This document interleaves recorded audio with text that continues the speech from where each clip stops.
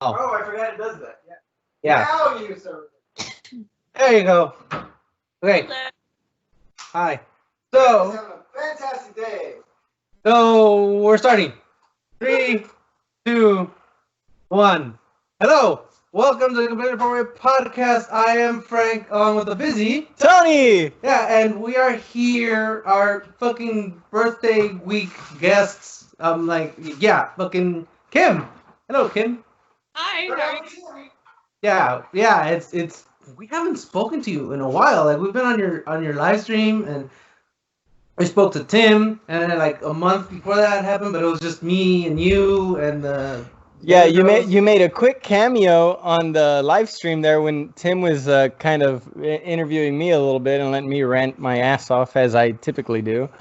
Yeah. I was so depressed. I kept expecting you to jump in and like, hey, I got something to say, and then you just like, woo, a little wisp of a flower out blowing in the wind. Terribly sorry. We had a lot of stuff going on in the background, and we actually we had an entire block of people from like 11 to 1 cancel like the last second. So I Oh had my God, I'm so sorry. It's fine. I managed to cover it up, and I had a few friends who saved the day by calling in, but I basically, like, there was supposed to be, like, a 2-hour break in that for me, where I was going to be tweeting out that we're alive and doing all the stuff where I'm, checking in with the other guests, making sure everything is good. So instead of having that time earlier, I had to take it later, and thankfully Tim is an amazing social media manager and an amazing coworker in every respect, amazing partner all around. So Yeah, he's got that gift of gab. That's for sure. We got that gift of gab going on. I can't. I got to remind myself to shut up to listen to him, and then sometimes I feel like I got to remind him to shut up to listen to what I got to say about what he just said. Like, I love that fucking. He's got an amazing gift of gab. That back and forth. Okay, I'll shut up. Let you guys keep going. I'll get back to the barbecue. Love you, man. So happy to see you. Woohoo! Hey, let them know where they can find us. They can find us on Skype talking to Kim right now. But since this isn't live, you can find us on YouTube and Facebook under Completely Inappropriate Podcast. You can find us on Instagram under CI Podcast. You can find us in the Twitterverse at Completely Nap, apparently with 1P. I'm the co-host, and I still can't spell inappropriate. Tony got mad at me because we had a TikTok, and then I'm like, you do it. And Tony's like, no, you're the social media guy. You do it. So I did. And I misspelled inappropriate, and for some reason he went ahead and created a separate account, and he's like, huh, that's weird. It let us have two fucking accounts. And I'm like, huh. So I take a snapshot of it and send it to him, and it turns out one of us misspelled inappropriate. Lo and behold, it was me. So I went back and corrected it, and you would think I corrected it, but no, I was missing a P. I'm like, God damn it. And I couldn't change it for 30 days. And Tony was like, well, you know what? Fuck you. Fucking delete that shit. Eventually I did. I'm like, I'll delete it when he fucking, simmers down. Oh, I thought you were. Yeah. classic coworker dispute. Yeah. Well, how do you feel about TikTok since it's owned by China? I had it for a little bit. I want to start running one for MAGOA, the Motivated Armed Girls of America. For those who don't know what that is, we're the coolest gun group ever, and we're expanding. We have a new expansion that I'm excited to announce, where we have an umbrella group that's going to be the Motivated Armed Gun-Owning Americans, and underneath that is going to be the Motivated Armed Girls of America and the Mad Trad Lads. So we're gonna start including like blog posts, and we're gonna look for ambassadors, brand ambassadors to work on the websites and on the social media apps. So there's all that, but I am very familiar with this kind of like back and forth. Yeah, and that shirt design, I had a hunch. I was like, oh, that shirt design is like the color palette is designed that way because Kim has a thing for watercolor tattoos. And then you posted a picture on Instagram, and I'm like, oh, look, she does have a watercolor tattoo. I know things. It was the first color piece that I ever got done, actually, and I would show it, but it is in an appropriate place to just flash on camera, so I won't. but good it's girl. a beautiful mandala piece, and I'll send you a picture so you can like put it up or whatever. But it's a watercolor mandala with the flower of life, the third eye, and it like accidentally when I designed it with a friend from college who is a tattoo artist, and I was looking into being an apprentice, and we this was back when I lived in San Francisco. We drew for freaking 6 hours and came up with this beautiful piece together, and then he gave me a great deal and did it in like 3 hours, and I didn't take one break other than to maybe grab a drink of water or something. But it's like my favorite piece that I've ever gotten, actually, other than my bird tattoo. I have a really realistic bird tattoo on my shoulder that I wouldn't mind showing. It's actually really nice. How long ago was that? I missed that. What, the bird tattoo? The or first one. The watercolor tattoo was my first year in San Francisco, so it must have been like 2013, 2014. That's not too long ago. And your most recent tattoo? What was my most recent tattoo? Oh, my finger tattoos. I have all the you probably can't see it, so I'll probably send you another thing, but I have all the zodiac signs on my hand. Oh, there they are. They're focusing there after a minute. There's a Roman numeral 2. Gemini, puto, There's you just got it tattooed There's a yesterday. You don't even know what it is. 69. And Roman numeral. You mean that tattoo you got yesterday? That's Gemini symbol. My cusp is a Scorpio Libra cusp, so I have those as because there's 10, so you have to have 2 on. Yeah, that's how I do. That's awesome. Very cool. Very cool. The reason I'm asking, did you notice the difference between the first tattoo and the last tattoo as far as like the machinery, the. Well, I also I got my first tattoo when I was 15 years old at St. Mark's Place in Manhattan, when you could still get underage tattoos in St. Mark's Place. It was really when they started cracking down. Actually, no. By the time I got this smiley face tattoo, was my second underage tattoo. And I'll tell that story after. But basically you just had to walk up and down St. Mark's Place and give them some BS story about why you don't have an ID on you or whatever, and eventually one of the shops would say yes and just give you a freaking tattoo already. So my first one, I got 2 little stars on my hip because I'm a basic white girl like that, and I knew I could hide it from my parents, and I didn't have very much money, so I couldn't get a big tattoo or even an elaborate tattoo, even if it was small. And I was like, it'll cost me $40. I can scrounge up $40 to get a simple star tattoo. And when I was getting the tattoo, the guy was giving it to me had this big afro, and he was telling me about how when he was my age, he used to hide drugs in his afro. Yeah. So the cops would pull him over or whatever. They wouldn't find his drugs because he'd have them in his hair. I thought that was funny. That's so rad. The second guy, the reason I brought the second guy, that was really when they started cracking down on the underage tattoos. People were getting really big fines. So when we finally, we had been rejected by 4 places, and this was when there were still mad shops. There's not that many shops on St. Mark's Place anymore, but it literally used to be every other store basically was a tattoo shop. And we went into this guy's store, and he goes, "Hey, I'm Mad Dog." We're like, "All right, Mad Dog." We're trying to get tattoos, but we left them at college. I'm pretty sure was our excuse. We're on break and we left our IDs at college. And Yeah, he's 'cause everybody travels without their ID. Yeah, no, dude. We were just. It sounded good to us. We were probably stoned. It was the early 2000s. Things went so fucking. Simpler times. Yeah. When you could still. I used to be able to use my school laminate ID to get cigarettes. They didn't ask for a government ID. They were just whatever. So people. I was 16. I never needed an ID for cigarettes.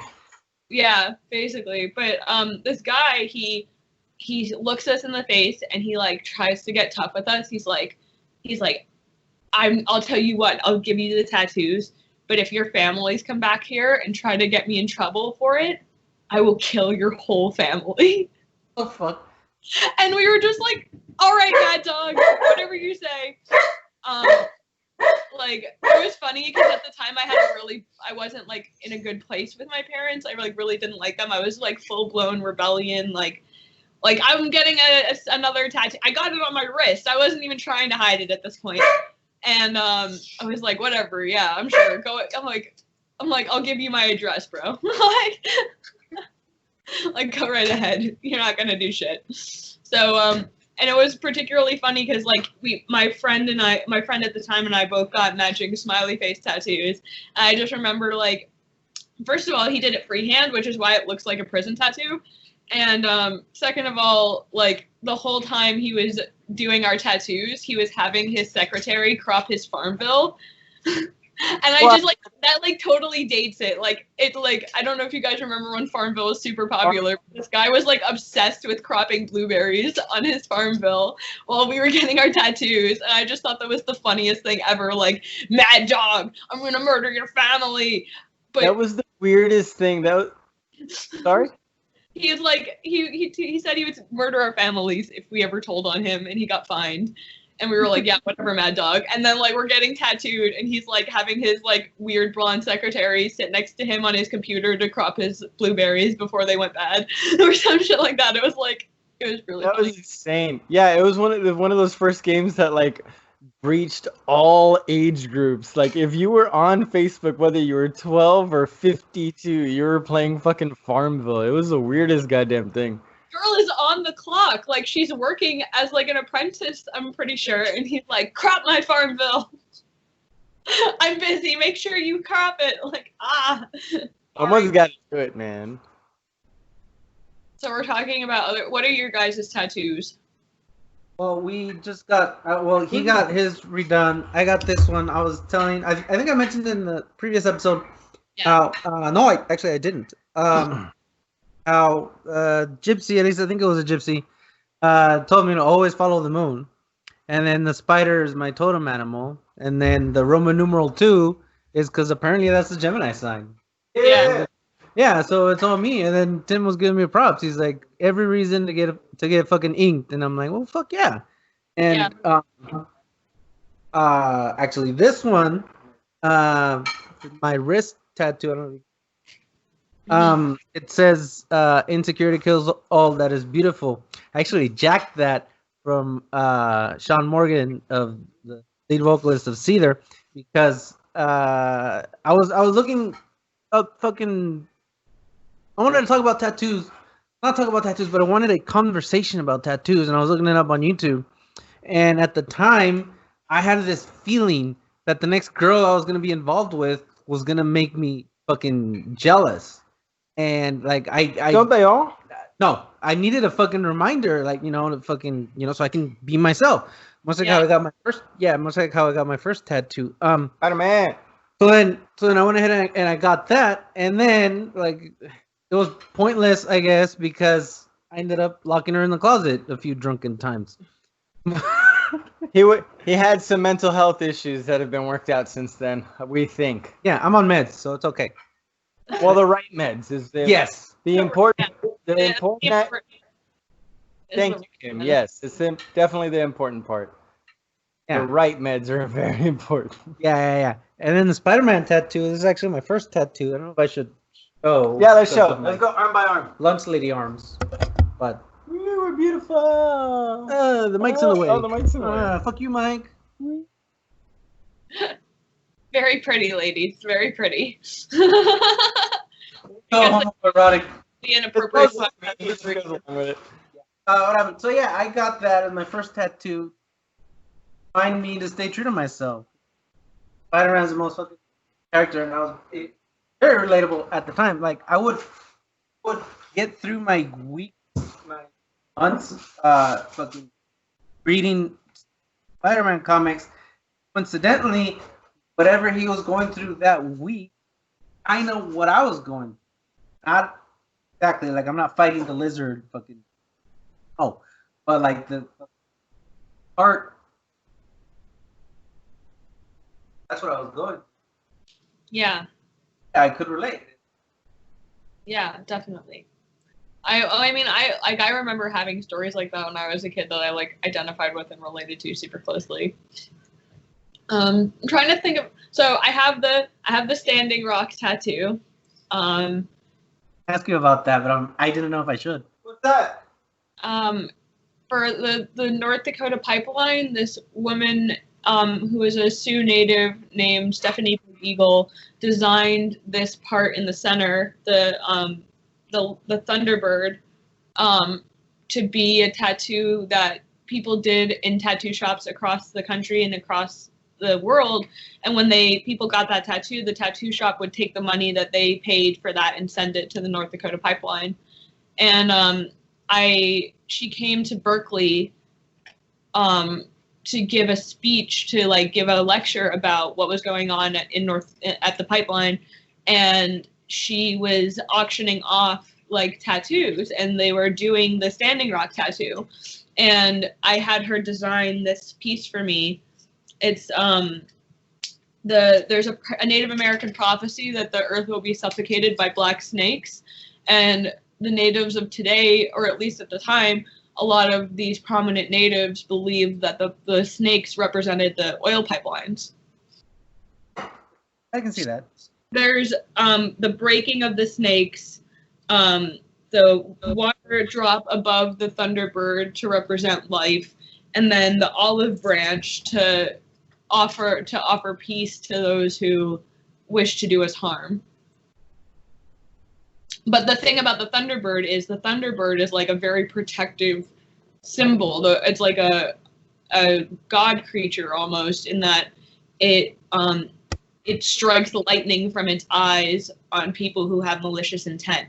So while there's like the offering of peace, while there's talking about life, the Thunderbird in and of itself is like a creature of war almost. Something's up with your mic. It keeps like going in and out. Oh, because You probably need to talk into one. Oh, I thought you said fuck the mics. I don't know. I might be wrong. At least try and talk into the mic, or at least speak up, Frank. I tried that. I'm sorry. I'm back. Here, let me fix this whole exchange here. Okay. So your Thunderbird, what he was saying, was a male equivalent to a phoenix. Yeah, Is that what you're saying? Yeah, because the phoenix is feminine energy and all that good shit. I don't know if it actually represents masculine energy. That would make sense if it did. Most Native American deities, or whatever they're referred to as, sorry for my ignorance, have like either masculine or feminine identities. Right. But yeah. So, to change it up, I don't know what the hell you guys were talking about. I've been cooking in and out. Hey guys, it's Tony here. I'm back into the frame. For those of you listening on audio, I don't know what the fuck you guys are talking about. Tattoos. I love both. Oh, the tattoos. Okay, good. Well, how long have you been going for? 18 minutes. Good. This is the time for me to come in. I want to talk to you about the same thing I got to talk to about your with your worser, better, both half, because really there's no better or worse half. We're all shitheads at some point. We're all angels at some point. Let's just do the best we can with each other, right? I asked him, how does he feel about things such as, which I think you already touched on a little bit, given your finger tattoos, astrology, numerology, all of these things that are considered hokum, or what is fucking Rogan? Take a shot. Call it. I don't know, esoteric. Oh no, when he's being more high rather than like fucking intellectual. The googly goo, the hoo-ha, the woohoo. Okay. I'll make up my own. It's okay. Okay. How do you feel when it comes to like tarot card readings? Oh, that's one thing we didn't get into with your husband, was tarot card readings. But Well, like, I think that- let's start with astrology. Well, okay, so there's a new kind of personality profile that I've been reading into called your Enneagrams. And like for instance, I'm a 4, Tim's an 8, and like they all have like, I think these more closely like determine the personality traits, but in a very similar way to like your astrological sign. It tries to like identify traits based off of like more specific things. And I do believe in the Enneagram more than the astrology thing. I think that genetic memory is a real thing, and I think that we know, because of things like seasonal depression, that time of the year really does have an effect. And I also know that the hormones from your mother are imprinted on you during the time of gestation. So it makes sense to me to a degree that mothers who would be impregnated and have children around the same time might have children with very similar identities. And I think that through the study of psychology, we've been able to kind of like identify some of those things, like but I don't think it's I as far as I can understand, a lot of people believe it's like, oh, it's because, you know, Pluto is over here and the stars and it's like, I don't necessarily know if that's really it, but maybe like the way that influences Earth and the way that it influences weather and the way it influences people that interact with those things, like there's definitely validity to it and there's a reason. But I also think that like people who like to manipulate other people and people who like to use mind control tactics have kind of taken like zodiac stuff and like numerology stuff, and they use it to kind of be manipulative and like take advantage of people. Same thing that we could say is happening with the protests or the COVID-19 thing. Not to get political, because we are trying to avoid it a little bit, but unfortunately it's almost impossible to avoid. Who's like currently an investigative journalist reporter and like writing a book, so like it's gonna get political a little bit, but yeah, of course. We've acquiesced to that. And yeah. I definitely did with Tim. I was like, well, it's hard to argue when we can have an actual discussion with somebody that's willing to be calm, collected, and resolute in their ideology, but still willing to at least let the other side express themselves. That's why I'm so impressed with you and Tim, is that, yes, you guys are pretty hardlined. You guys are willing to die on the hill you fight on, to use the same phrase I used with Tim. Which is admirable and beautiful and a show of strength that I personally don't have. I come from a different class structure.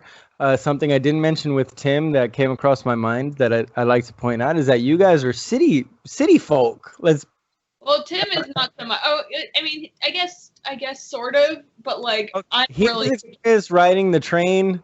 You know, fucking going on public I've never had to fucking do that because everything's 30, 45 minutes away and somebody's got a car I could fucking borrow. Or I had one. Different. Well, I mean, even the difference between like where him and I grew up is like he would come in to visit me and he would just be like overwhelmed just with the people and the buildings and it's a lot of kids. So I'm not necessarily say he's a city kid.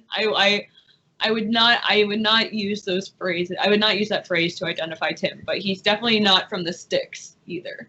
Right, so, right. See, we are. Yeah. Let's put it that way. We're pretty compared to you. We are definitely from the sticks, right? Especially me. Like we touched on this last night because I was like, we touched a lot of things last night. Because I'm sorry. Because like after getting our tattoos, we had dinner across the street. And with this whole COVID thing or fucking Rona, whatever you want to call it, fucking YouTube's fucking censoring everyone. What happened? Yeah, I saw the soda machine and I'm like, oh, they do have Dr. Pepper. And Tony's like, why do you say it all weird? And I'm like, because I can't say Dr. Pepper without an accent. And he's like, yeah, he's like, say it. And I'm like, Dr. Pepper. Dr. Pepper. He starts making fun of me, talking with the fucking there are just certain sticks fucking attitudes that we just can't get rid of, man. Yeah, because every once in a while I say puro pinche party because we're from the Mexico area, the valley, Little Mexico as we like to call it here in South Texas. So I end up letting Spanish slip out of my mouth. I don't speak Spanish on the regular. I barely know Spanish. I have the worst tongue for Spanish. My grandmother is from Spain. My Spanish language is still bullshit.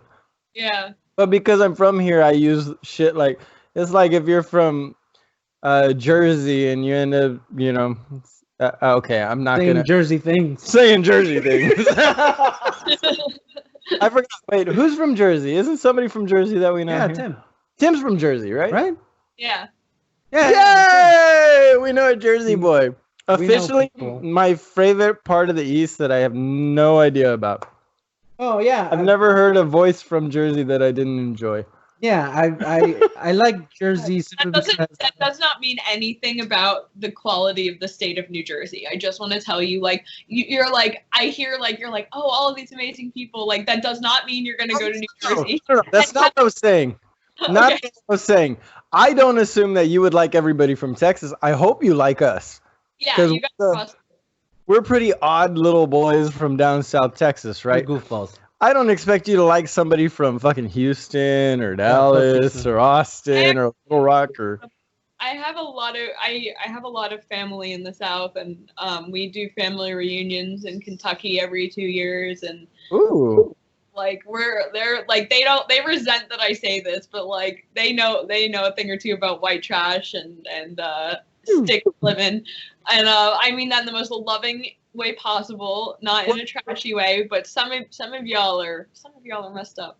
Well, keep in mind though. Keep in mind, it's exactly what you're saying. I mean, we're exactly what we're all saying is that just because we're from a location doesn't mean we are that location. Like, You for know, example, because my little cousin, he like example of super redneck family. One of the summers we went to go visit, he had broken his collarbone because they attached a sled to the back of an ATV, and they went mudding with it. And he broke his collarbone.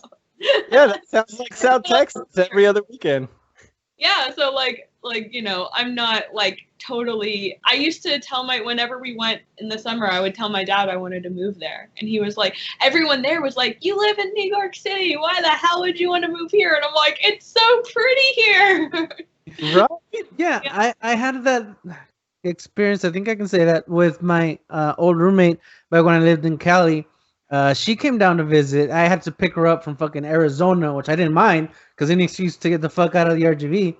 And yeah, and then I had her from McAllen, who went back to my hometown to Stephenville, and yeah, she fell in love with Texas. She's like, it's so beautiful, and I'm like, there's nothing here. The grass, man. The There's grass. fucking trees. But and the shit, grass is always greener, especially when you're going from a concrete city to a green grass grows all around kind of place. It's Also, like, my family is very big with guns, so like we would, you know, set up a thing in the field and we'd all go shooting, and like we'd have big family barbecues, and like my favorite uncle in the whole world was like a famous bluegrass musician, and he still has a band. So he like what he does still is he teaches kids how to play stringed instruments, and like, you know, we just eat amazing food, and his band plays music for us, and a lot of my family is in that band too. So and we get to like, it's just hold on, you keep mentioning it. Give him a shout out. What can we hit him up? Give him... Jack Martin and oh, what's the full band name? I'll have to look it up. I'll look it up right now. Yeah, that's worth a shout out. If nothing else, I want to check it out. You know what? I'll send you the song video, and you can include it. I was having like, I was just really depressed. I don't remember why. It was like, I think like 2 years ago, and I had been talking to him on the phone, and he wrote a song for me with his band called Kimberly's Waltz. And it's like it's like he's just like such a talented bluegrass musician, and it's just this like beautiful ballad, and it's so beautiful. I love it. That's all. Are you gonna play that on your wedding day? Huh? Are you gonna play that on your wedding day with the waltz? Oh man, that's a really good idea. I actually hadn't thought of that. I'd see that. I'm like, you gotta live forever. But yeah, that would be. I would love to have him play that at my wedding. That would actually be. Oh my god, I'm in love with that idea. Do you guys have a date set? I know I keep referencing you guys as husband and wife already because it's it feels nice. Loved since we were 15 years old. Like, it's kind of, you know, it's always been in the cards. Like, even when we hit that really rough period and we broke up and people were like, you know, you're never getting back together, I was like, you just wait and see. And that's awesome. You know, I wasn't wrong. I forgot my question. I got lost in how beautiful that. Because you wanted to relate your wedding. Oh, no wedding date. Yeah, because we are me and my wife. We got married civilly 7 years ago, but we never had a wedding ceremony. So we have that in the cards for next month. Finally. Exciting! I'm so happy for you. Yeah, we had it all set up before the COVID, and then that whole thing happened, and we weren't sure if anybody was going to show up. It was like, it doesn't matter if 10 people show up or 150 people show up, as long as we have that experience for our parents. Our parents live here, so as long as they're there, everybody else is ancillary. It would be nice to have them, but. Yeah, exactly. But well, the only family that I absolutely require to be there, other than like the people who live close, is my Uncle Jack. That's for sure. And he hates traveling, but I won't make him, because he's made it very clear that I'm his favorite, and he won't miss that. I'll make sure. I love being the favorite. I'm so many people's favorite in my family. I love it. He's so good. Like he's the only person that I really care about being the favorite of, and on that side of the family, because he's just so cool. Like he's had he was a traveling musician for a lot of his life, and he served I believe in the military, and he had he's just had so much wisdom behind him, and he used to be like a professional hunter, and I'm adopted, so like I never really felt like I had a real connection with that many people in my family, and I really knew that like he knew where I came from, like he knew like the partying life, he knew going on tour, he knew like struggling to make ends meet just to like accomplish your dreams, and we like bonded over that super hard. So we have that connection that like I really didn't have with anybody else, and he really fostered that like throughout my entire childhood. And even as recently as a few years ago, he finally was like, you're my favorite, right? And I was just like, yeah, I'm the favorite, that's me. Right on, Kim. Hey, so just to change the subject, I was talking to Tim about why we had to postpone today, and I was curious, how long have you guys lived together? Almost 3 years, if not more.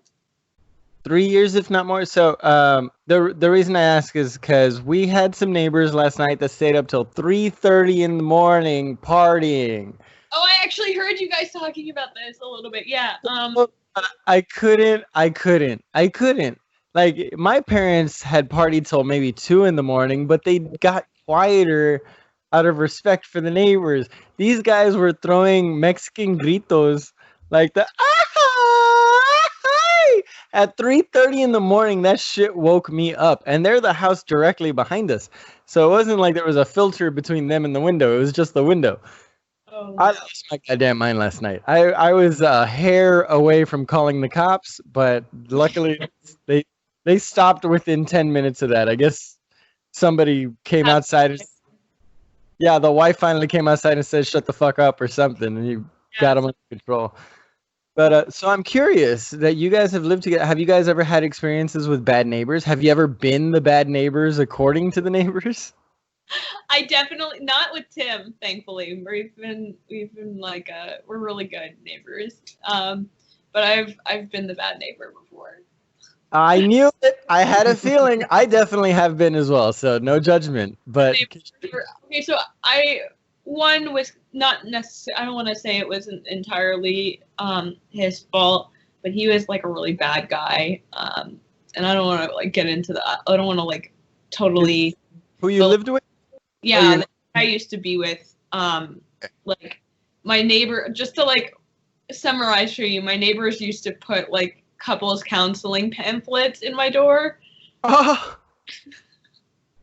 So like. So judgmental. It was not a good experience. Well, like, we were loud. We were really like, and they just after the pamphlets didn't work, they just started calling the cops on us.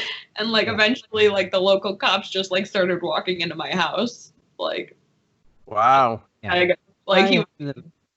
So yeah, I've been the bad neighbor. I also, when I lived in, when I first moved to California, I moved in my first apartment.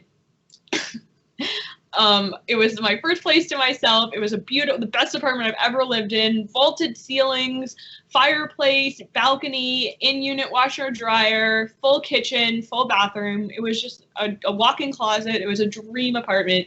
And I was like, I finally have my own place. And like, I just started like blasting music. And I was like, nobody's gonna care. Because like they had specific quiet hours. It was like, before 10 a.m. and after 10 p.m. Right. So I was like, it's as long as I do that, it's fine. I live right next to the pool. They told me they expect this area to be louder because of the pool. So I was blasting like metal, like actual metal. I was listening to Clever Talk. I remember like I was listening to their new album, and my downstairs neighbor turned out to be like a police officer, like like high-ranking police officer, and he like complained all this, like he worked night shift, so like he slept during the day, and like I was just like blasting this obnoxiously loud music, like the whole area to hear, like, and he was just, and like I feel like such an awful person in retrospect, this poor guy just trying to sleep so that he can do his job, and here I am like what happens? He was nice enough to like call the front desk instead of the police. Oh, and like the police officer did not call the police on me, but like it happened like a couple more times when I thought he was at work. Like I would look for his car to be like, you know, can I play my music or not? And a couple times I like just didn't, you know, he parked somewhere else or something, and he would come upstairs and like knock on my door like, shut the fuck up. But he was that aggro about it? Yeah, dude. Like I would be too. Fuck you, dude. Like yeah. But like that the age matters though. 21, I was just starting to kind of like be a drinker, and I really didn't. In my mind, I was like, there is like 12 apartments open. You just moved in a month before me. When they give you the tour, I know they tell you that the pool area is going to be the loudest. So why did you, like, in my attitude at the time, my selfish, like obsessed attitude, I was like, bitch, if you didn't want it to be loud, you wouldn't live next to the pool. Yeah, we all have that bravado and self-righteousness at that age, man. We all, God willing, we grow out of it.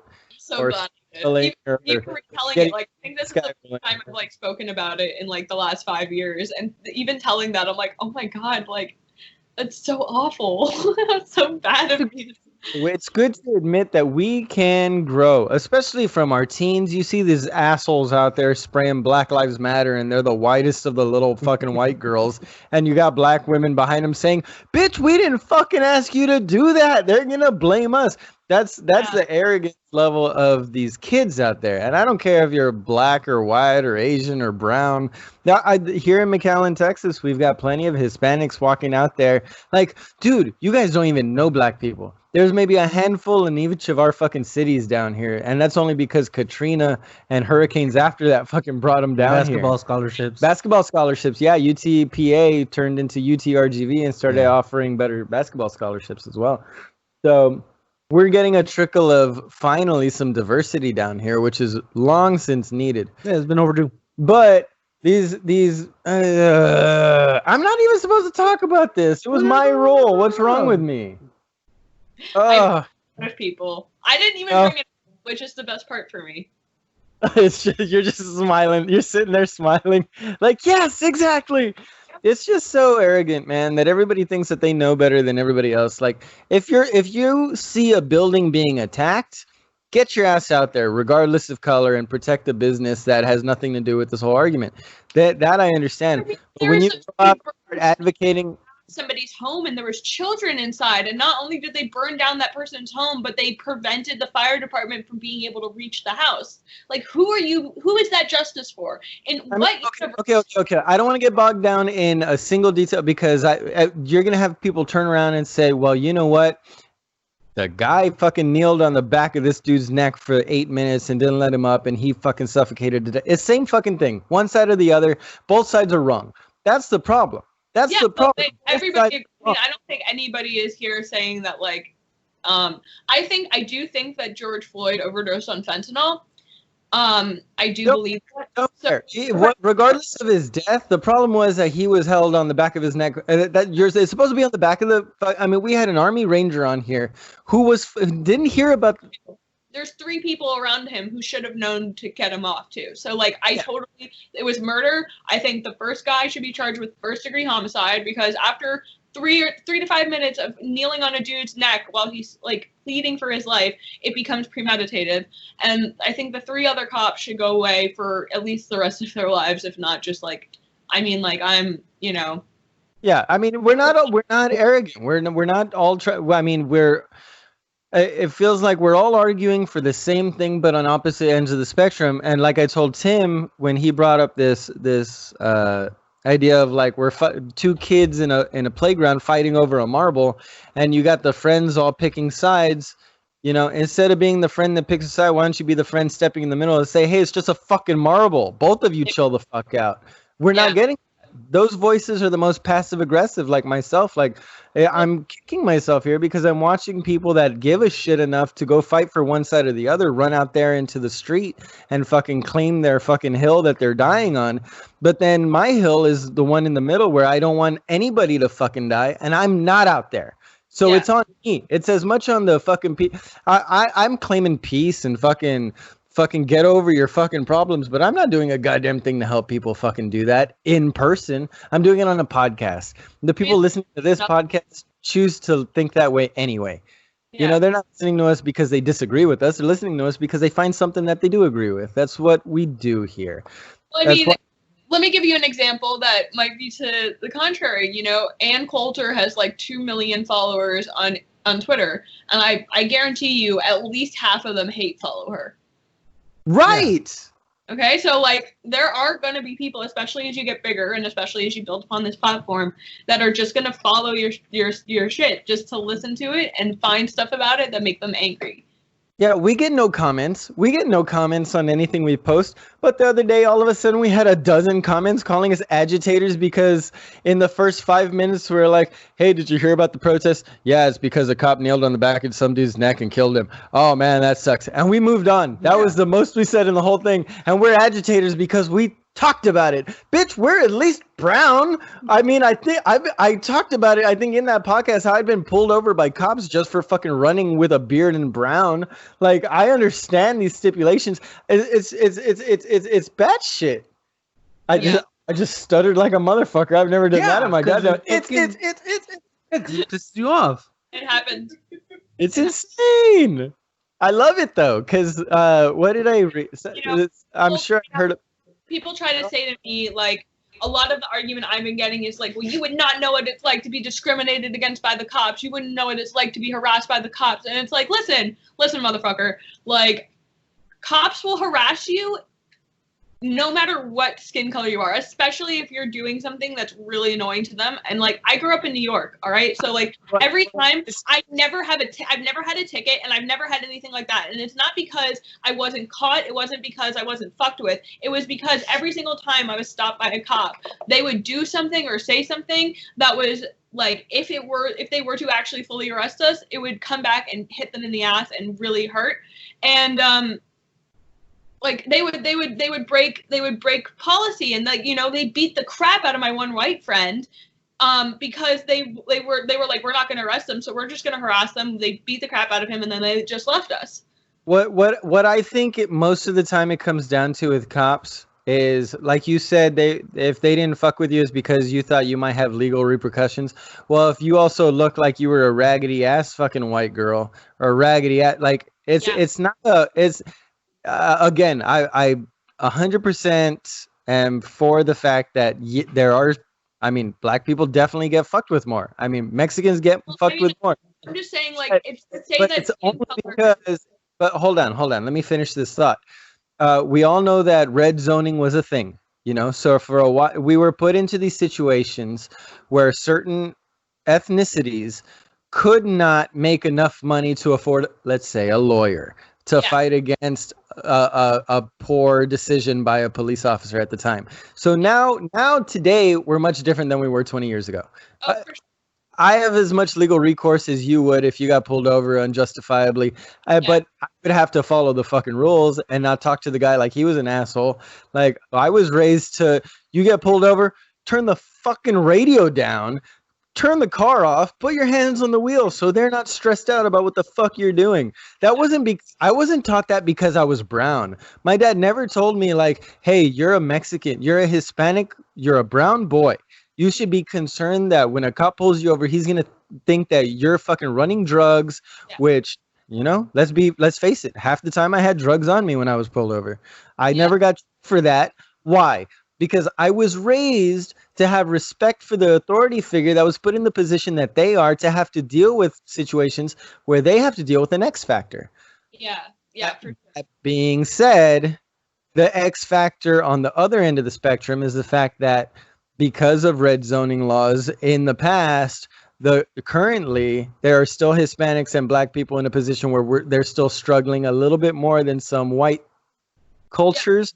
But at the same time, because of the pendulum swinging, reference back to Tim's episode, we are also in the place where white people are just as equally viable to be as poor as any fucking body else and be judged on their fucking bank account. Don't let Bernie Sanders hear you say that. Yeah, fuck him. I mean, fuck everybody. Fuck every politician. Fuck Trump. Fuck Bernie Sanders. Politicians are just fucked up people like the rest of us. I'm sorry. I'll vote for whoever I'll vote for the lesser of the devils on the podium. But in the end, we all got a devil on our shoulder. We all got an angel. We're trying to do the best we can, but in the end, that devil's really fucking loud over here. The devil's more. So the thing about the police argument, which bothers me, is like the big thing with like the big argument against like minority discrimination, and I hate even calling it that because like white people are the minority on the planet, but like whatever the fuck. So the minority discrimination is that like, oh, like, you know, because you have this skin color, you're predisposed to having this bad relationship with the cops. And the reality of that is that makes a dangerous relationship between people and the police that creates tension instead of dispelling it. And the fact of the matter is that I've lived in a position where, like, you know, unfortunately, like, I lived in a home where we were susceptible to having the cops come in anytime they want for any reason. And when they did, they were not nice. I didn't get to like whip out my white privilege card and have them be like, oh, my apologies, ma'am. Like, they were awful. They were awful to me. Like, and it's also like circumstantial. Like a lot of these things, like, you know, there's an example of the riots that are going on. This guy is walking towards the cop in full Antifa terrorist outfit, and the cop shoots a gas canister at his head. And people are like, oh, the poor guy, why would the cops ever do something so heinous? And it's like, dude, like, have you been seeing what these guys have been doing to this country for the last couple days? And then think about what you would feel as a cop watching a guy that you know to be in a terrorist garb walking by himself towards a group of police. What would you assume? Like, would you assume that he's just coming up to say hi, or maybe he's gonna try to like pull a gun or set off a bomb or do something crazy? So, you know, yeah, maybe not. Everybody has that justification. Everybody on every side, every point has that same justification that they're arguing for themselves. I'm sorry, I cut you off. That make you impervious to being a person, the same way that we were just talking about before. Like, being a politician doesn't make you impervious to being a person. Politicians are just as shitty as everyone else. Cops are just as shitty as everyone else. Like, there are like people who are attracted to positions of power tend to be, I don't want to say tend to be, but can more often be people who would manipulate and abuse that power. I think that we understand that people who seek out like higher and more power are people who are more likely who are going to abuse it, because when you have a lot of power, great responsibility, you know, the old trope.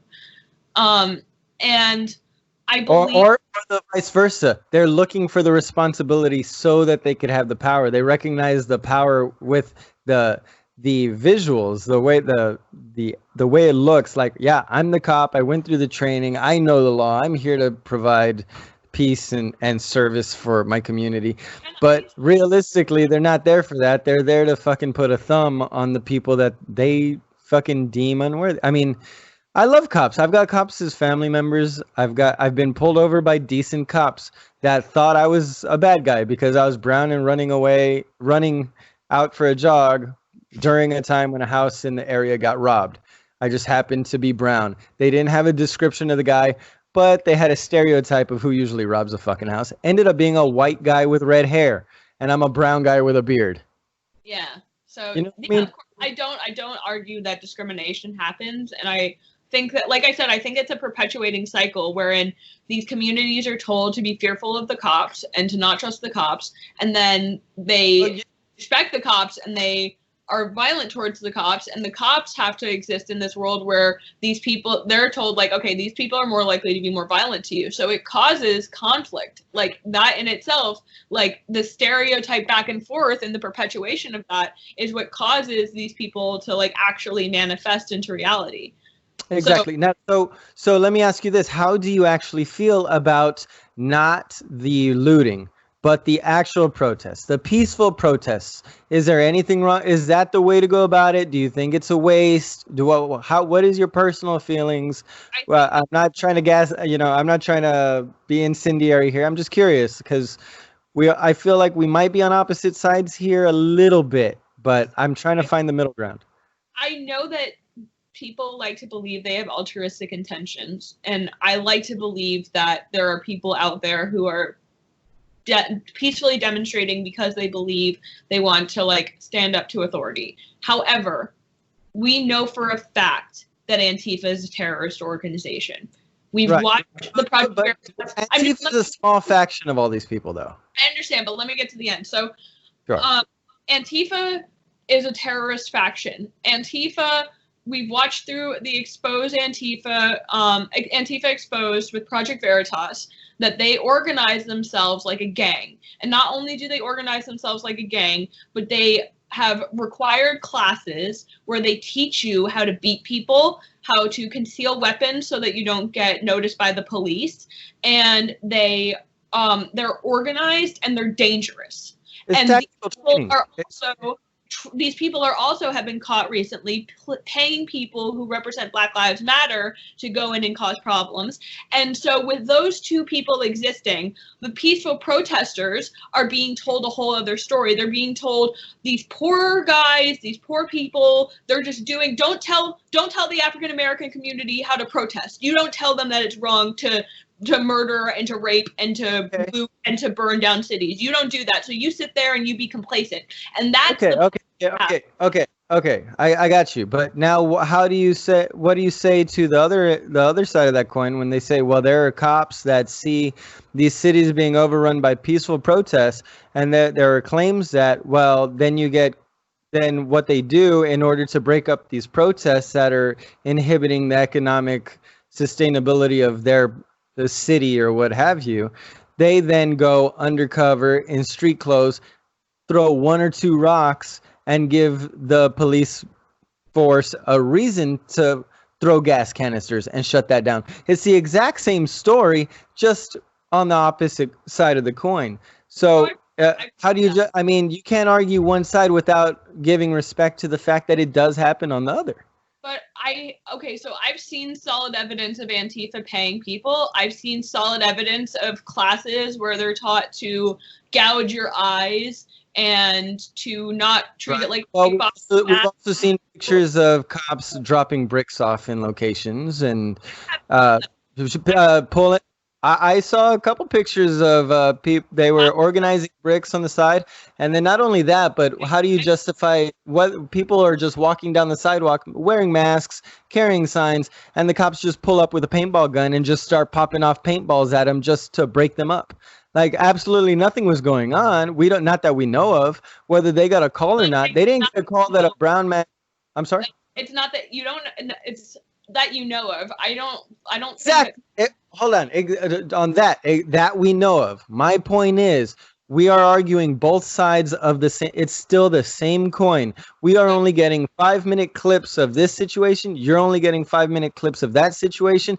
We're choosing to believe one or the other. In the end, neither one of us is getting the full hour-long situation involved. Well, I do a lot of research. I mean, you're underestimating as a reporter and a journalist how much of both sides I actually pay attention to.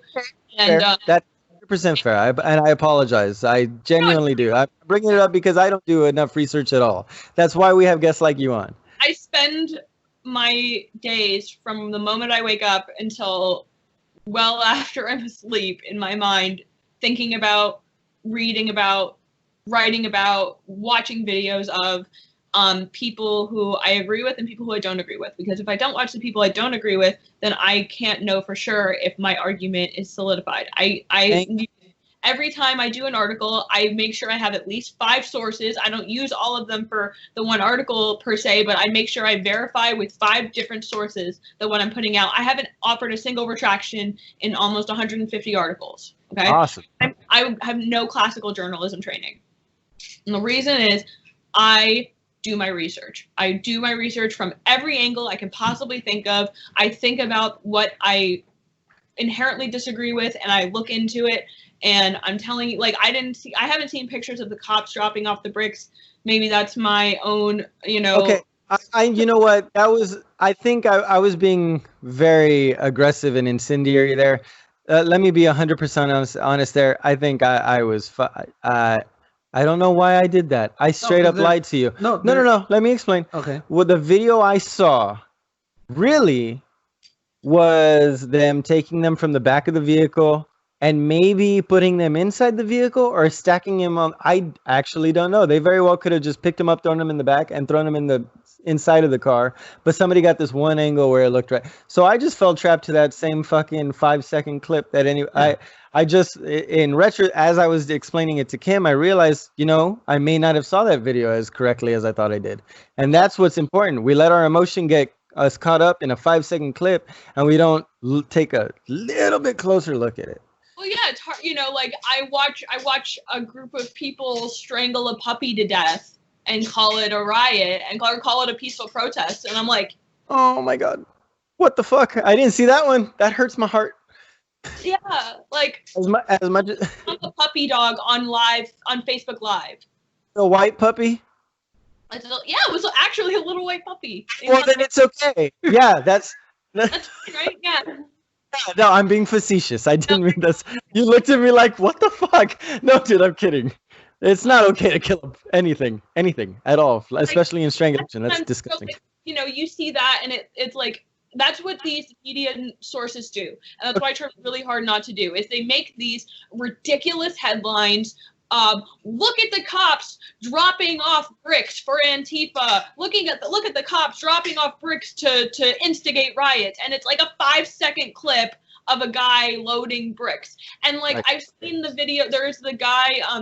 There's a good clip. This guy was outside of the Manhattan courthouse, and someone had put a pallet of bricks, and he was like, "I'm not even going to tell you what this building is. You see this? We're not falling for this. We're not falling for this." And I believe these are plants from George Soros. I think George Soros is paying people to deliver pallets of bricks. I don't think that it's the police. That's so specific, though.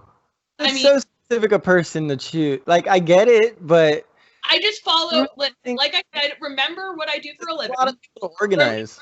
Who I'm with. Remember what I'm inclined to as far as research. And think about the fact that I wouldn't just make a bold proclamation like that unless I had followed the breadcrumbs back.